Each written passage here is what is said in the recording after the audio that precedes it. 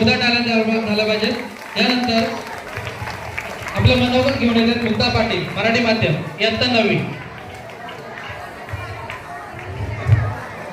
मुक्ता पाटील।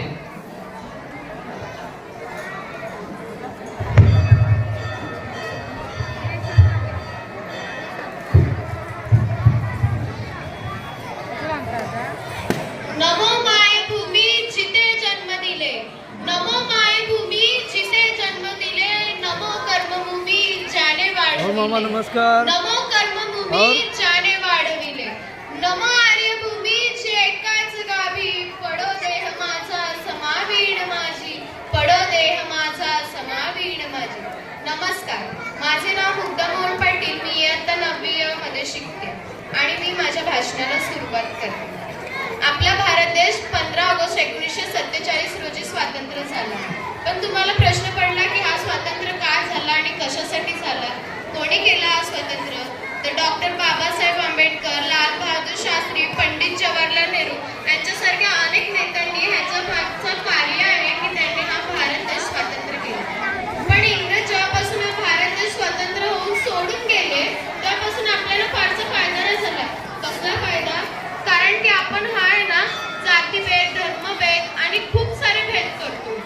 का करतो भेद? आपलाच भारत देश आहे ना, मग या भारतावर भेदाभेद कशाला करतो?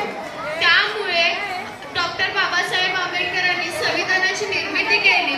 26 जानेवारी 1950 रोजी हे संविधान आपल्या भारताला लागू झाले। तुम्हाला प्रश्न पडलाय की तुम्ही देशभक्त आहात का? कोणत्या देशभक्त बनता हो तुम्ही? का देशभक्त आहोत? देशभक्तीसारखे असं काय कारण केलं की तुम्ही बोलता आम्ही देशभक्त आहोत? फक्त 52 सेकंड राष्ट्रगीत म्हटल्याने कोणी देशभक्त होत नाही आणि 26 जानेवारी 15 ऑगस्टला वंदे मातरम बोलणारे कोणीच देशभक्त होत नाही। देशभक्त होतं ते फक्त देशभक्तीच्या भावनेने, कर्तव्यनिष्ठेच्या भावनेने, जे डॉक्टर बाबासाहेब आंबेडकर अनेक नेत्यांनी असे राबवलेले आहेत। मग तुम्हाला प्रश्न पडला आम्ही देशभक्त आहोत का? थोडा तरी तुम्ही तुमच्या व्यक्तित्वावरून नजर फिरवा आणि तुम्ही विचारा स्वतःला की तुम्ही देशभक्त आहात का? कुठे जागे व्हाल आणि कधी जागे व्हाल? पूर्वीच्या काळी आहे ना भारतीयांना ना पैसा, रुपया म्हणजे काय माहितीच नव्हतं, पण आता आहे ना काळा पैसा म्हणजे काय हे नक्कीच माहिती आहे। कारण आता आहे ना सर्वांना भ्रष्टाचाराचं ग्रहण लागले।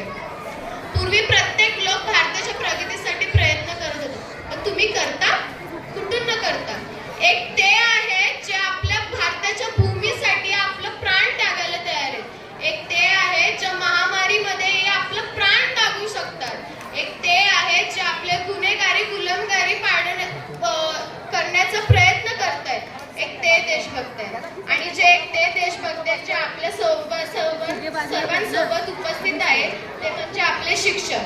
कारण तेही विद्यार्थ्यांसोबत भारताच्या प्रगतीसाठी प्रयत्न करतात। जर भारताची प्रगती होईल तरच तर आपण हे पूर्ण होऊ शकतो, तरच तर आपण देशभक्त आहोत ना।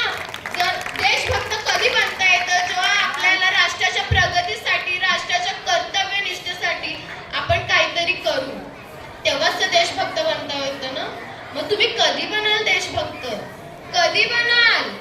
26 जानेवारी 15 ऑगस्ट ह्या साली बनणार का? फक्त नुसते वंदे मातरम, जय भारत, जय घोषणा एवढंच करून तुम्ही देशभक्त होऊ शकाल का? तुम्हाला बनायचंय, तुम्हाला भारतासाठी काहीतरी करायचंय। तुम्ही या सर्वांना विचारा ना की तुम्ही भारतासाठी या ह्याच्यासाठी